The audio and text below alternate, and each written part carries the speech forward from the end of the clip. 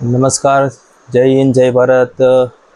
હવે આપણે બધા અલગ અલગ વાત કરતા હોય. એક બહેનો માટે ખાસ કે જ્યારે 33% અનામત મળતું હોય બહેનોને, તો એક આપણે બહેનો માટે ખાસ એક વિડીયો બનાવીએ, જેથી બહેનોને ઓલું જનરલ બધા કહેતા હોય કે આ એટલું અટક છે, આ એટલું અટક છે, પણ હકીકત બહેનો માટે કેટલું અટક છે બહેનોને ઘણી વખત સવાલ થતો.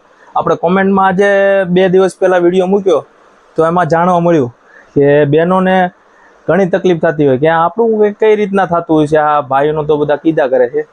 જો એક બહેનોનું 33% આપને અનામત મળે છે, બાકી એસટીના અનામતના લાભ મળે, ઓબીસીના અનામતના લાભ મળે, ઈડબ્લ્યુએસના અનામતના લાભ મળે. બરાબર, આ કોઈ પણમાં નહીં આવતું હોય તો એ જનરલમાં એનું મેરિટ બનતું હોય. હવે જ્યારે મેરિટ આખું બહાર આવે, આખું મેરિટ જ્યારે બધું કમ્પ્લીટ થતું હોય, જો અમુક બહેનો ભાઈઓ કરતાં વધારે માર્ક લઈ આવતી હોય અથવા ભાઈઓને સમકક્ષ માર્ક લઈ આવતી હોય, તો બહેનોનું સિલેક્શન તેનું અનામત વટી અને સીધું ભાઈઓમાં જનરલમાં એક સીટ કપાઈ જતી હોય છે.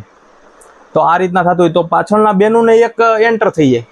આ બેન જે છે એને વધારે માર્ક છે તો એ આગળ જતા રહે જનરલની સીટમાં, બરાબર, અનામત મૂકીને અને જનરલની સીટમાં જતા રહે, તો પાછળથી એક બેન એડ થઈ શકે. આવી પરિસ્થિતિ થતી હોય અને એના માટે આપણે લાભ થતો હોય એના લીધે ગયા વર્ષે આ રીતની થયું હતું કે જે લોકોને વધારે માર્ક હતા એ પોતાની કેટેગરી મૂકી અને આગળની કેટેગરીમાં જતા રહ્યા, એટલે એને બીજા જિલ્લા મળેલા છે. અને જેને ઓછા માર્ક હતા કે એને 1 થી 2 માર્ક ઓછા હતા અને પોતાની કેટેગરીમાં એને સિલેક્શન થયું, એને પોતાના જિલ્લા મળ્યા. આવો પ્રશ્ન ગઈ વખતે હતો અને આપણે આમાં કોમેન્ટમાં આવ્યું હતું કે સાહેબ આ તો અઘરું થયું કે અમે વધારે માર્ક લેવા અમને 12નો જિલ્લો મળ્યો અને અમારા મિત્ર અમુક છે એને 1-2 માર્ક ઓછા હતા તો પોતાનો જિલ્લો મળ્યો. આ તો હવે નસીબની વાત છે. નોકરી મળી ગઈ, આ ખાખી મળી ગઈ એટલે બધું આવી ગયું. બરાબર, આજે આ ખાખી એટલા માટે જ લગાવી છે કે આપણે એક કોન્ફિડન્સ આવે કે આપણે હવે બસ ખાખીની પાસે પહોંચી ગયા છીએ અને હવે ખાખી પહેરવાની તૈયારી છે. પણ હવે એક આપણે મેરિટની વાત કરીએ તો એમાં સ્પોર્ટના માર્ક ઉમેરા છે તમારા હજી, પછી રક્ષા યુનિવર્સિટીમાં જેણે અભ્યાસ કર્યો હોય એને રક્ષા યુનિવર્સિટીના પછી માર્ક ઉમેરાતા હોય છે. બરાબર, હવે પેપર જોઈએ તો પેપર સરળ તો નહોતું, મધ્યમથી થોડુંક બે આપણે પોઈન્ટ કેવી તો ઉપર હતું અને અઘરું પણ નહોતું, પણ મધ્યમથી 2 પોઈન્ટ ઉપર હતું. એટલે ગયા વખતે કરતાં તો થોડું સરળ હતું, એટલે થોડું મેરિટ 2 થી 3 માર્ક સુધી આપણે ઉપર જવાની શક્યતા લાગે. બરાબર છે, અમુક એમાં પણ અમુક તમે ક્વેશ્ચન એટેન્ડ કર્યા એટલે તમને ખબર જ છે કે આપણને પરસેવો આવી ગયો હતો અને ઘડિયાળમાં જોઈ તો ઘડિયાળનો કાંટો એની પૂરેપૂરી રફતારથી ભાગી રહ્યો હતો. આપણે ટાઈમ જોતા રહેતા હતા અને ટાઈમ જતો રહેતો હતો. બરાબર, આવું થતું હતું. હવે આપણે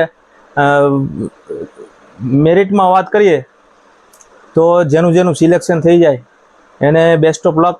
પણ એક મહત્ત્વની વાત કોઈ નહીં કે, કારણ કે અનુભવ નથી. બધા ક્લાસીસવાળા ફેક કરતા હોય, બધા હું તે અમુક વસ્તુ કહેતો હોય પણ સચોટ ન હોય. પણ આ મેરિટ તો બધું થોડુંક 2-3 માર્ક વેરિએશન આવવાનું જ છે. બરાબર, કોઈ સચોટ નહીં કહી શકે. અને સાથે સાથે એક બીજી વાત જણાવવાની છે કે આ જે યુટ્યુબમાં અત્યારે હાલ લાઈવ જે વસ્તુ આ બધા કહેતા હોય છે, પણ હકીકત નોકરી શું છે આપણે વિડીયો અલગ મૂકેલા છે. નોકરી શું છે આ વસ્તુ તો યુટ્યુબમાં કોઈ સમજાવતું જ નથી કે હકીકત બહેનોની નોકરી પછી શું છે. આની માટે એક આપણે અલગથી વિડીયો મૂકવાનો વિચાર કરશું ફરી વખત. પણ બહેનોને જેને કોન્સ્ટેબલની નોકરી મળી જવાની છે, બહેનોને ત્યાંથી ઊભું નથી રહી જવાનું.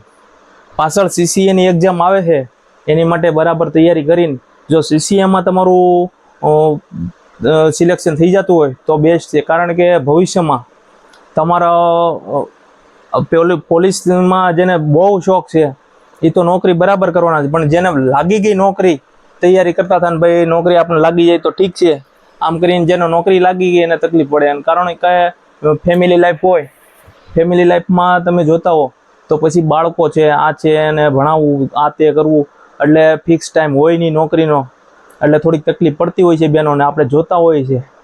એટલે જો બીજી નોકરીની તમે તૈયારી કરતા હો, અત્યારે જુસ્સો છે, જોમ છે, તૈયારી છે તો પાછળ 2 મહિના પછી CCAની એક્ઝામ મસ્ત આવે છે, તો એમાં પણ તમે ઝંપલાવજો અને તૈયારી સાથે સાથે કરજો. હવે આપણે મેરિટ ઉપર આવીએ તો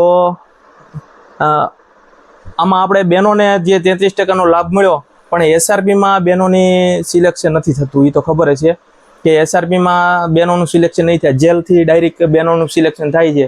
એટલે એ જગ્યામાં આપણે અનામતનો થોડો લાભ ઓછો મળશે, બરાબર છે. આમાંથી ઘણા બહેનો એવા બી હતા કે જેને ઘરેથી સપોર્ટ નહોતો અને તો બી ઘરે આમ તેમ કહી અને તૈયારી કરતા હોય. એ બહેનોને ઘણી સ્ટ્રગલ પડતી હોય કે અમુક બહેનો એવા હતા જે સાસરિયામાંથી તૈયારી કરતા હોય, જેને સાસરિયાનું બધું કામ કરવું પડતું હોય, સાથે સાથે તૈયારી કરીએ. અને અમુક બહેનો એવા પણ છે જેને નાના બાળકો છે અને એ બધું એડજસ્ટ કરીને અને ગ્રાઉન્ડ પાસ કરેલા છે. હકીકત તો ભાઈઓ કરતાં બહેનોની જે તાકાત છે ને એ એને સેલ્યુટ કરવા જેવી છે. કારણ કે એક તો બાળકો હોય અને એને સાથે સાથે રાખવું અને ઘરનું કામ કરવું, સાસરિયાને બધાને સંભાળવા અને તૈયારી કરવા ન દેતા હોય એમ છતાં પણ અમુક બહેનોએ તૈયારી કરી, એવા આપણી પાસે દાખલા છે. અને હું જે આપણે આ યુટ્યુબના માધ્યમથી કહેતા હોય તે બધું પ્રેક્ટિકલ અને જે જોયું હોય એ જ કહેતા હોય. આપણે કોઈ હવામાં ફાયરિંગ કરતા નથી, એ તો ખબર જ છે, બરાબર. અમુક બહેનોને આપણે હકીકત સેલ્યુટ કરવી જોઈએ અને એ બહેનો સારા માર્ક લાવ્યા એમ. અને એ જે મહેનત છે ને એ હકીકતે તૈયારી એની જે પાસ થવાની જ તૈયારી હતી. અને સાથે સાથે વિડીયોને લાઈક કરો અને ચેનલ આપણી સબસ્ક્રાઈબ કરી નાખો, બરાબર. હવે જનરલના વાત કરીએ તો આપણે જનરલમાં 112 થી 115 સુધીના બહેનોને જેને માર્ક છે એને વર્દી પાકી, બરાબર છે. અને જે ઈડબ્લ્યુએસમાં આપણે વાત કરીએ તો 102 થી 105 સુધીના માર્ક છે એને નોકરી પાકી. અને ઓબીસીમાં આપણે 108 થી 110 સુધીના માર્ક જે બહેનોને છે એ બહેનોને તકલીફ નહીં પડે.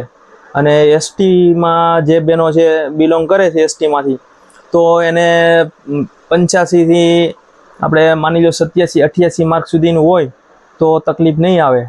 હવે આ જે મેરિટ આપણે કીધું કે 112 થી 15 આજુબાજુ, 102 થી 105 આજુબાજુ અને 108 થી 110, બરાબર. અને 100 ખાલી 85 થી એસટી બહેનો માટે 85 થી 87-88 સુધીના માર્ક છે તો એને તકલીફ નહીં પડે.